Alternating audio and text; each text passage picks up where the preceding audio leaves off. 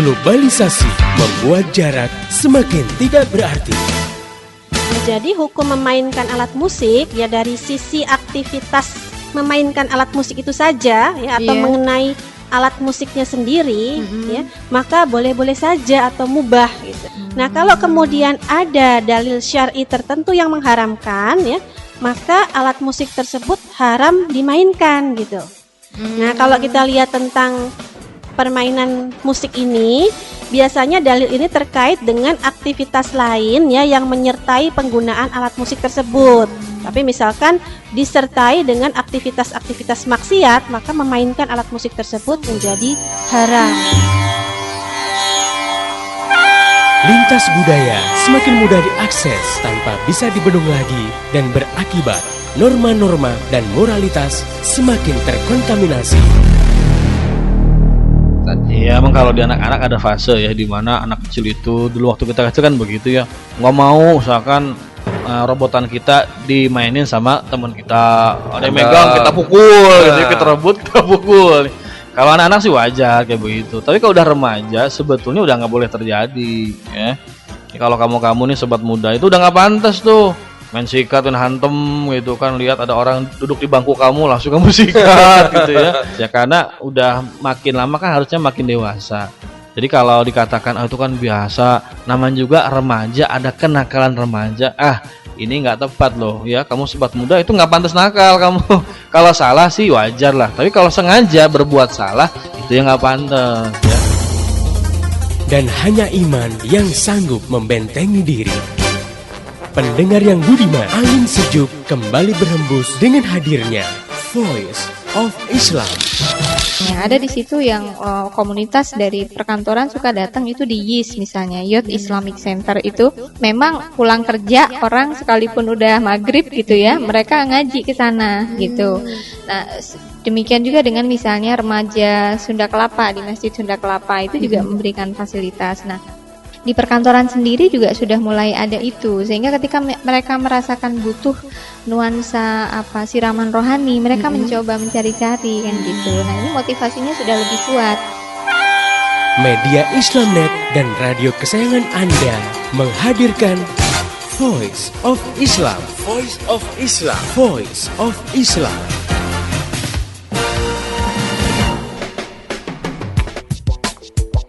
Halo Indonesia, Assalamualaikum warahmatullahi wabarakatuh. Jumpa lagi dengan saya Purwa Ariandi dalam program Voice of Islam, kerja bareng Media Islamnet dengan radio kesayangan kamu. Selama 30 menit ke depan, Voice of Islam akan menemani kamu semua dalam rubrik yang muda yang bertakwa, sebuah rubrik yang didesain khusus tentunya untuk kamu semua, sobat muda yang tentu ingin membahas masalah-masalah kamu dengan standar Islam. Kali ini kita akan mencoba membahas mengenai stop bullying di sekolah. Nah, sobat muda, tentu saya nggak sendiri, sudah hadir studio Ustadz Iwan Janua, beliau adalah seorang penulis buku remaja bestseller. Kita sapa dulu. Assalamualaikum Ustadz. Waalaikumsalam warahmatullahi wabarakatuh. Nah Ustadz, kita lihat bahwa banyak orang tua, ini mungkin nggak hanya zaman sekarang ya, dari zaman saya dulu sekolah atau mungkin zaman Ustadz sekolah, itu resah karena banyak banget yang namanya kekerasan, baik intimidasi itu sifatnya fisik ataupun mental Ustadz ya, di sekolah-sekolah. Ya, kadang-kadang banyak juga sekolah yang itu bisa terlihat seolah-olah membiarkan siswanya itu melakukan kekerasan terhadap siswa-siswa lain, baik itu di tingkat SMA, SMP, bahkan ada juga di tingkat SD. Itu ancaman mulai dari ancaman-ancaman, pemalakan dan lain sebagainya, bahkan sampai fisik, bahkan sempat sampai ada yang terbunuh. Nah, kita lihat bahwa kadangkala ini jadi satu yang dilematis ya Ustadz ya. Kadang-kadang yang namanya korbannya itu nggak bisa melapor kemana-mana Ustadz, karena bisa jadi itu mereka itu sampai diancam, bahkan saksi-saksi juga diancam, dan kadang-kadang malah pihak sekolah juga mencoba menutup-nutupi Ustadz. Nah, ini satu yang perlu tindakan yang tegas nih kelihatannya Ustadz. Nah, istilah bullying ini sebenarnya maksudnya kemana sih Ustadz? Bismillahirrahmanirrahim. Assalamualaikum warahmatullahi wabarakatuh. Sobat muda yang bertakwa, moga-moga kamu masih terus mendengarkan acara ini ya. Nah, kalau tadi sudah dipaparkan sama Kang Purwa Ariandi, kita memang prihatin. Betul, sejak dari dulu tuh kayaknya ada aja yang orang istilah sekarang tuh bullying. Nah, bullying itu ya, secara bahasa artinya adalah proses intimidasi atau perlakuan tidak pantas pada pihak yang lebih lemah atau yang berada dalam kondisi tidak bisa memberikan perlawanan. Jadi ada orang yang menekan, ada orang yang ditekan. Biasanya sih dari kakak kelas kepada adik kelas. Tapi Tapi dulu jadi namanya ospek Ustadz ya. kalau dulu salah satu bentuknya ya. salah Ustadz. satunya ospek begitu yang pakai fisik ya. Nah, bisa jadi kakak kelas ke adik kelas atau juga bisa jadi seangkatan terjadi proses pengancaman intimidasi. Nah, kira-kira di sekolah kamu gimana nih sobat muda ya?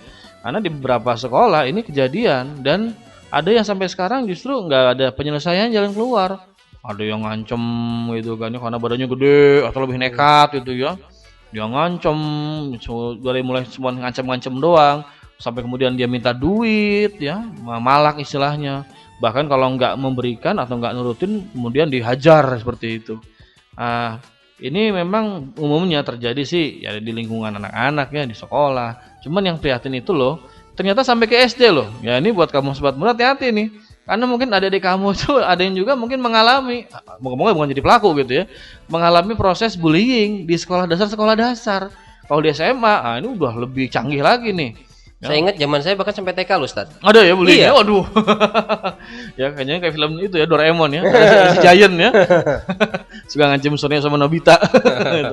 Iya, ini dari mulai SD sampai dunia kampus itu terjadi tuh proses bullying ya. Repotnya tadi yang sampaikan kan Puri Ariandi ini nggak bisa lapor korbannya.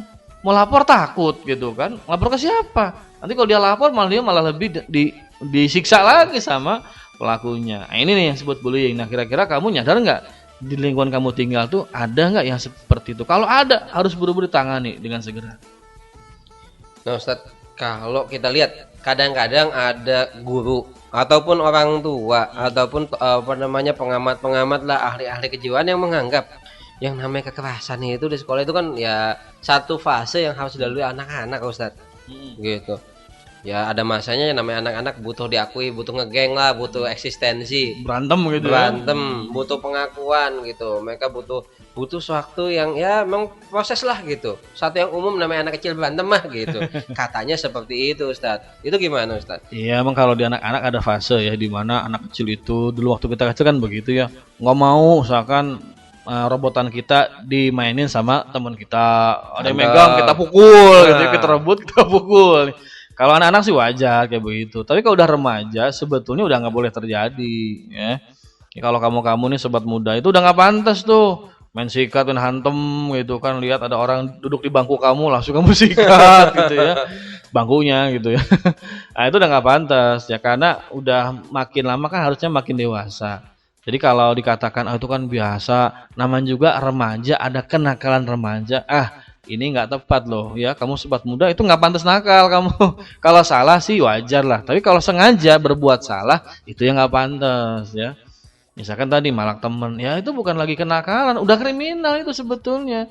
Apalagi dalam konsep Islam yang namanya anak sudah akil balik udah dihitung pahala dan dosa. Artinya kalau dia berbuat kriminal, walaupun kata orang-orang itu kenakalan, itu harus sudah kena sanksi menurut hukum Islam. Makanya nggak tepat kalau dibilang itu kan ada fasenya. Untuk anak-anak oke, memang ada ya. Adik-adik kita tuh masih balita, berantem sama temen, rebutan mainan, rebutan kelereng, itu mah wajar. Tapi kalau udah SMP, SMA, apalagi mahasiswa gitu kan, masih gitu juga. Itu berarti masa kecil kurang bahagia tuh gitu. Ya Ustadz, kalau misalnya kita lihat ini pada korban-korban ini bisa mengganggu nggak Ustadz? Bisa ngerusak? Ya bisa ngerusak dari mulai semangat belajar, kejiwaan mentalnya, atau kadang-kadang malah bisa sampai merusak masa depan. Orangnya betul. jadi nggak berani ngapa-ngapain. Bener, sangat mengganggu banget ya.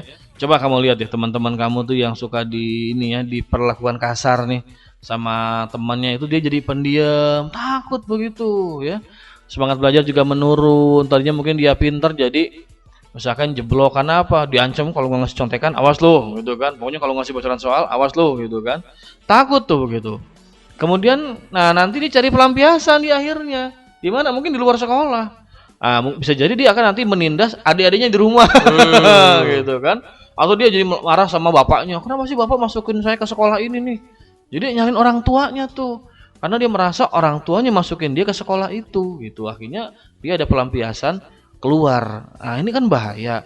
Dan lebih parah lagi kalau sampai nanti terjadi trauma sampai ke masa depan. Banyak teman-teman kamu itu jadi malas sekolah, pengennya bolos, bukan karena dia dasarnya malas, bukan, tapi karena takut masuk sekolah itu nanti diancem, dipukul segala macam ya.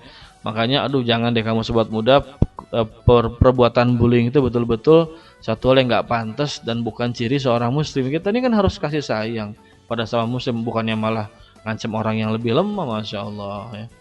Mungkin nggak Ustadz kalau itu misalnya sampai ke bawah-bawah, bahkan sampai misalnya terjebak pada narkoba, atau bahkan bisa jadi ketika nantinya itu malah jadi sebuah inspirasi.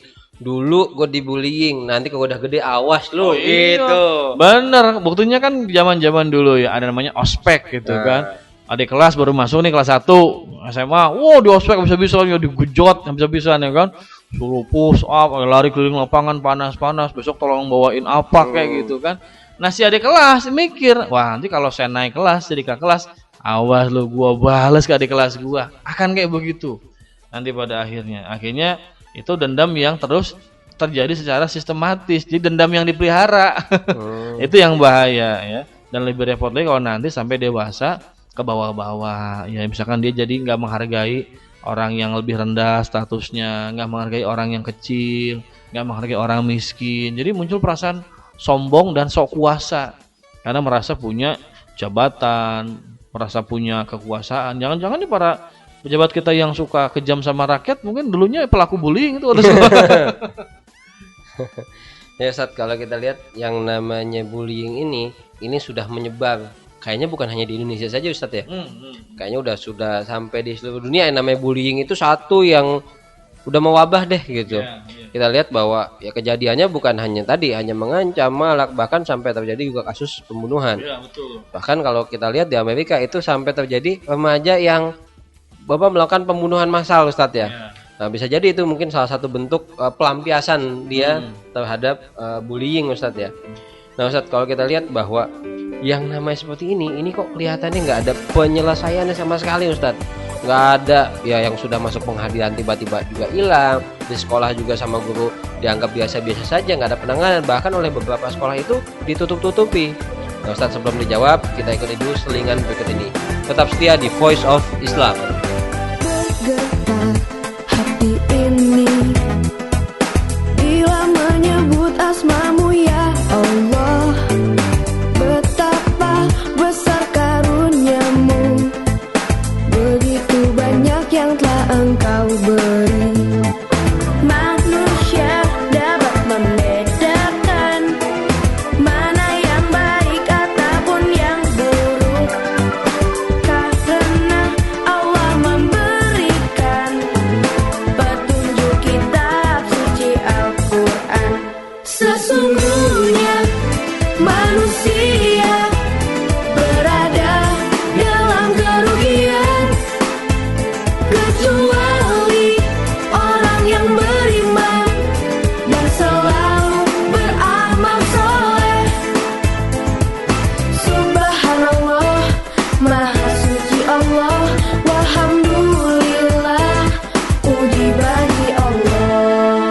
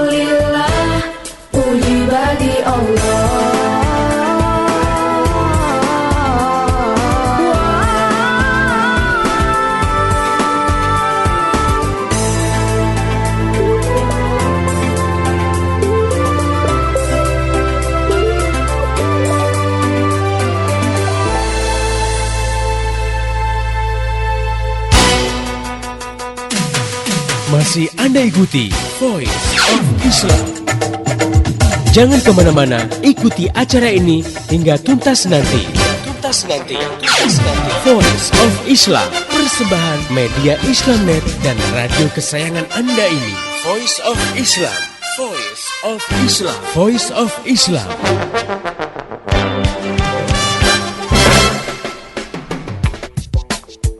Masih di Voice of Islam, kerja bareng media Islamnet dengan radio kesayangan kamu. Masih tetap bersama saya, Bapak Ariandi dan Ustadz Iwan Januar. Kita sedang membahas masalah yang sangat penting, masalah yang sedang mewabah di kalangan sobat muda sekalian, tidak hanya di kalangan kuliah, SMA, bahkan juga sampai SMP dan SD. Itu masalah bullying di sekolah, masalah intimidasi, bisa macam-macam bentuknya, bisa terjadi dari mulai ancaman atau pemalakan atau bahkan sampai kekerasan fisik nih. Nah Ustadz, kalau kita lihat sampai sekarang itu udah kejadian, bahkan ada yang tadi sifatnya sistematis, meskipun sekarang sudah dihentikan secara resmi, meskipun yang tidak resmi banyak Ustadz ya, masalah ospek itu ya. Nah sepertinya nggak ada penanganan yang serius, bahkan nggak ada penanganan sama sekali Ustadz. Ini kenapa sampai kayak gini Ustadz? Ya ini biasanya karena pertama, kalau ada siswa nih, teman-teman kamu atau mungkin kamu nih korban bullying, pastinya takut kalau ngelapor. Nah ya, kalau kamu diancam sama preman di sekolah ya, sama preman kelas gitu kan, mau ngelapor ngeri. Kenapa? Ya tiap hari ketemu masalahnya kan. Dia ngelapor ya sekarang, terus si pelakunya dihukum, masa kalau dikasih skor misalkan, skorsing, enggak misalkan enggak naik kelas. Tapi kan masih di sekolah yang sama. Oh ngeri, dia diancam gitu kan. Nah jadi pertama susahnya korban bullying itu para siswa ya, kamu sobat muda itu umumnya takut kalau ngelapor. Kalau nggak bapaknya punya backing gitu ya, bapaknya polisi, tentara atau apa, mungkin dia nggak akan lapor. Karena biasanya sangat takut melapor. Karena pelakunya satu sekolah, satu kelas barangkali, dan bukan cuma satu orang, kelompok bisa-bisa itu kan. Jadi kalau dia ngelapor malah bisa-bisa yang disalahin dia gitu kan. Karena mungkin pelakunya ini dia lebih licik, dia bisa menyebarkan fitnah gitu kan, atau saling kompak nggak mau membocorkan rahasia kelompoknya. Jadi ini yang pertama, biasanya nih korban bullying takut kalau ngelapor. Terus yang kedua, ini karena kurangnya saksi. Jadi ya teman-teman yang lihat kejadian bullying itu, ya ngeri juga kalau misalkan bersaksi. Kenapa? Ya diancam dia juga kan. Diancam, nanti bisa dipukul juga, ya, atau juga dia takut juga nanti apa-apakan sama pelaku, sehingga akhirnya kurang saksi ya. Apalagi kalau pelaku bullying ini sudah merupakan jaringan kelompok ya. Beberapa kejadian di sekolah itu kan sudah geng pelakunya ya, beberapa kelompok, dan bahkan sampai alumni juga terlibat. Ya susah kalau seperti itu, akhirnya saksi juga gak ada yang mau maju begitu. Yang ketiga, seringkali ini guru dan sekolah ya kurang tanggap. Ini membuat pelaku jadi nggak mau ngelapor kan, korban nggak mau ngelapor, karena pas lapor ya gurunya biasa-biasa aja, cuek-cuek aja gitu kan. Bahkan juga mungkin guru ada yang nggak berani menindak ya, karena mungkin anaknya juga pelakunya ngancem gitu, atau mungkin pelakunya juga punya backing bapaknya apa gitu kan. Akhirnya ngeri untuk memberikan sanksi dan teguran kepada pelaku kekerasan dalam sekolah ini. Nah ini tiga hal ini yang akhirnya membuat masalah bullying atau kekerasan dalam sekolah itu di lingkungan sekolah sulit diberantas ya, apalagi di tingkat SD. Anak SD kan lapor mana bisa gitu ya, dipukul sama temennya paling nangis doang dia, apa dia bisa ngelapor ya enggak gitu. Ini jadi kalau saya lihat tiga hal ini, dan ditambah lagi tentu kalau kita perhatikan ya, suasana pendidikan kita berarti selama ini kurang mendukung nih terciptanya para pelajar yang punya kepribadian yang baik. Ya buktinya bullying ini terjadi di beberapa sekolah, bahkan di sekolah-sekolah yang sifatnya unggulan gitu. Ustadz, kalau kita lihat bahwa bullying ini udah benar-benar mewabah ya, bahkan mungkin para korban dan para pelaku juga mungkin ya, bisa kita lihat sudah duduk di posisi-posisi yang memungkinkan mereka untuk tetap melakukan itu kepada bawahan-bawahan ya. Baik mungkin di pemerintahan gitu kan, atau mereka di kantornya. Bisa jadi mereka dulu itu para pelaku bullying ataupun korban yang juga ya bisa dibilang pelampiasan gitu. Nah sebenarnya yang bikin nih, yang menyebabkan ini tuh apa Ustaz sebenarnya? Ini kan sebetulnya bullying itu kan adalah kehidupan manusia primitif ya, di mana yang kuat menindas yang lemah. Dan kemudian ketika muncul ideologi kapitalisme nih, bullying ini ya akhirnya dipelihara. Karena dalam kapitalisme berlaku prinsip survival of the fittest. Yang paling fit, yang paling kuat itu yang bakal survive. Ya kalau di hutan kan begitu tuh, hukum rimba tuh. Singa jadi raja karena nggak ada yang berani ngelawan singa gitu ya. Kancil, rusa, kijang, jerapah, zebra gitu kan dimakan tuh. Apalagi mah raja singa ya. Ya, lebih raja singa. Gitu ya. Lion King takut. Nah, ini dalam kapitalisme berlaku, coba kita lihat kan. Kalau orang itu punya jabatan, suka kan galak sama bawahan gitu ya. Atau katakanlah yang mentang-mentang dia mungkin apa ya, naik angkot aja nggak mau bayar gitu kan, minum di warung nggak mau bayar, makan juga nggak mau bayar karena merasa punya jabatan dan kedudukan. Nah, ini juga sebetulnya fotokopi di sekolah-sekolah. Kalau ditanya sebab dasarnya kenapa, ini karena kapitalisme. Kapitalisme itu dia menjaga dan melestarikan yang namanya kekerasan kepada orang yang lemah. Berlaku prinsip survival of the fittest. Ada orang yang fisiknya kuat, dia bisa langsung. Tapi yang mungkin fisiknya lemah, dia punya uang, dia bisa bayar orang untuk mengintimidasi, ngancem orang-orang yang lebih lemah gitu. Pokoknya kalau nggak punya fisik ya duit lah yang bicara. Jadi kalau mau dihilangkan harus dihilangin dulu nih pola pikir hukum rimbanya, bahwa orang itu harus tunduk pada aturan. Makanya yang kedua harus ada aturan yang adil untuk bisa menyelesaikan masalah bullying di sekolah. Kalau enggak ya sampai kapanpun masih terus terjadi intimidasi di sekolah-sekolah dari mulai SD sampai tingkat perguruan tinggi. Nah, Ustadz, sebenarnya siapa yang paling bertanggung jawab nih, Ustadz? Masalah terjadinya bullying di sekolah ini, Ustadz. Ya kalau di sekolah jelas pertama ya kamu sobat muda nih ya, jangan mentang-mentang badan kamu gede gitu ya, otot kamu tulang besi, ya orang jadi takut gitu kan, terus kamu manfaatkan badan kamu yang besar untuk menumpuk kekayaan dan kekuasaan. Oh, pokoknya setiap hari Senin harus setor. Berarti secara pribadi kamu juga punya kewajiban dong untuk mencegah terjadinya bullying ya dari kamu sendiri paling awal. Jangan memanfaatkan kedudukan dan kekuasaan untuk menindas orang lain. Misalkan adik kelas begitu. Makanya kalau di sekolahmu masih ada ospek yang sifatnya fisik, bubarin aja deh. Atau ganti dengan ospek yang sifatnya ilmiah, lebih pendekatan ini ukhuwah Islaminya daripada yang sifatnya fisik kayak begitu. Ospeknya pengajian gitu. Ospeknya pengajian gitu kan. Tadarusan ospek. Tadarusan, jangan ospeknya tadi nyuruh push up, lari-lari, store apa gitu. Terus yang kedua kalau di sekolah tentu ya guru ya, kita sih menghimbau kepada para bapak kepala sekolah, ibu kepala sekolah, para bapak dan ibu guru untuk ya peka dong ya terhadap keadaan di sekolah. Karena mungkin ada anak yang diem segala macam, harus segera diselesaikan.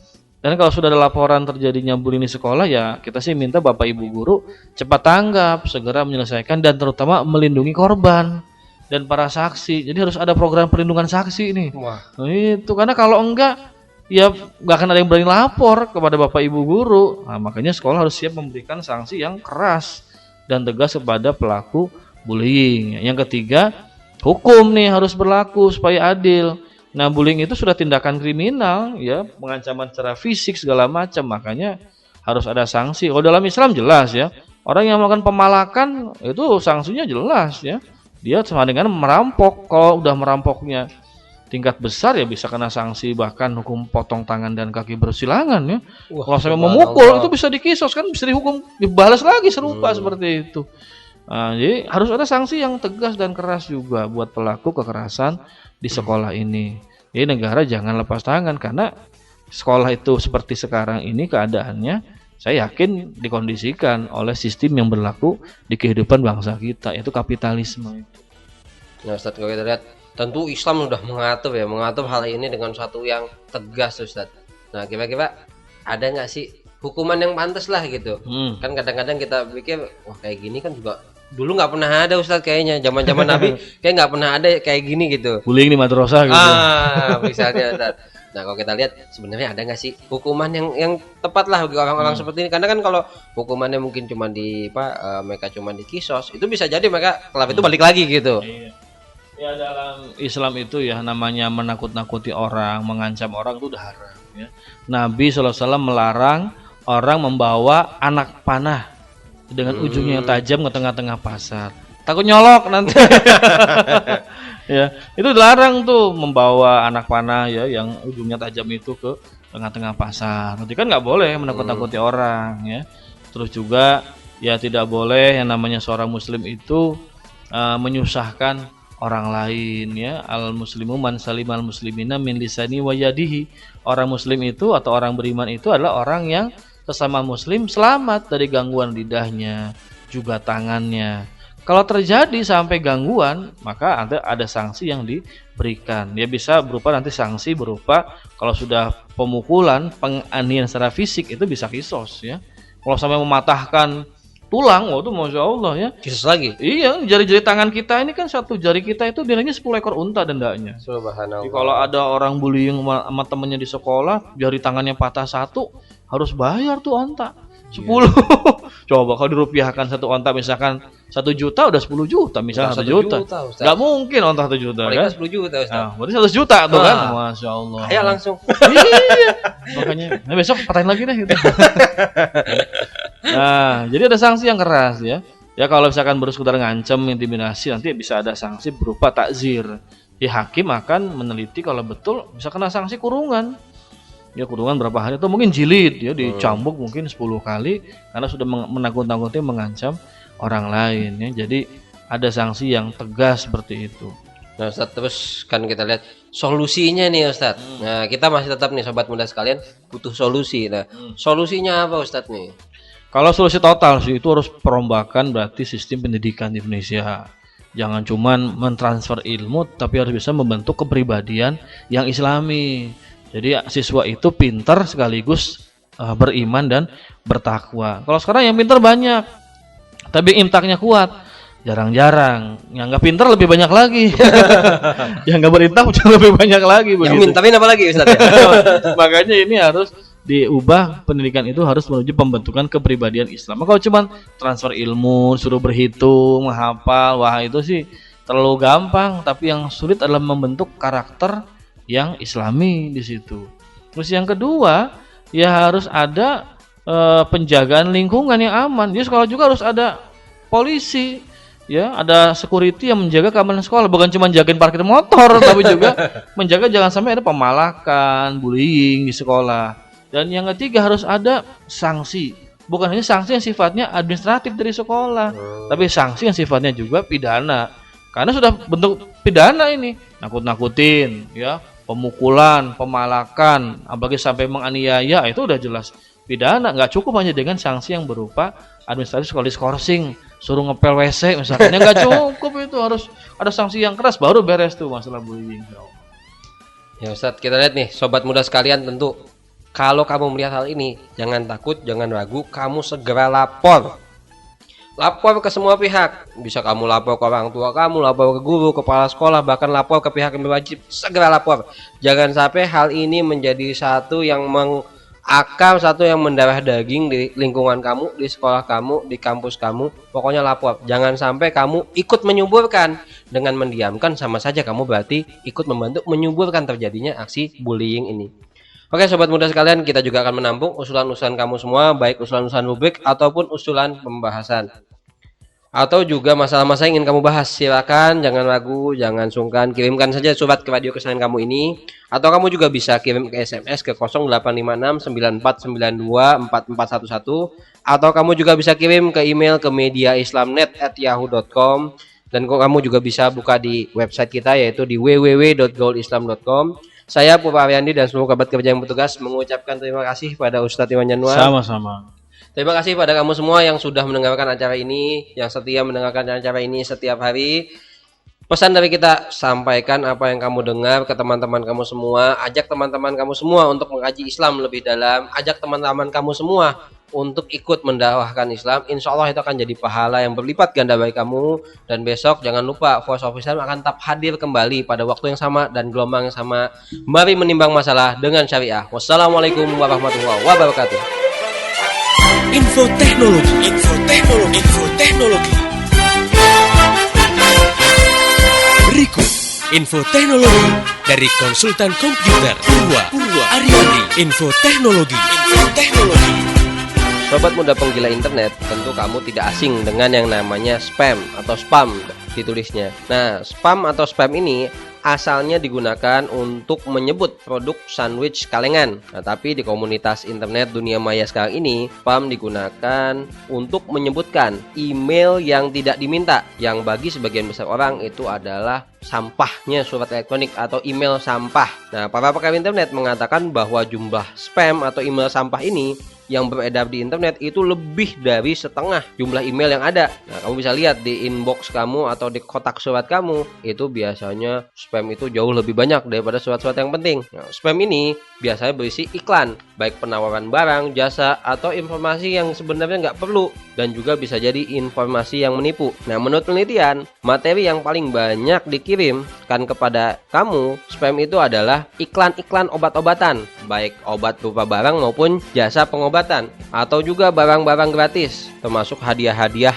yang menjanjikan yang palsu, hal-hal yang berhubungan dengan pornografi, gelar online, dan tentu juga asuransi. Kata-kata salah ketik, pemberian spasi yang salah atau karakter lain di tengah kata-kata itu menjadi sebagai alat yang ampuh untuk penyebaran spam. Dengan seperti itu, mereka bisa dengan leluasa masuk ke inbox kamu. Nah, ada juga yang menggunakan puisi dan lain sebagainya. Nah, di Indonesia sendiri itu tidak ada hukum yang mengatur mengenai tata cara berinternet, termasuk kebijakan mengenai spam. Semua ini juga katanya sedang disusun, meskipun kita lihat semua berjalan dengan tertatih-tatih. Kita nggak jelas kapan, meskipun dalam hal ini sudah mulai direncanakan RUU ITE, Informasi dan Transaksi Elektronik. Info teknologi.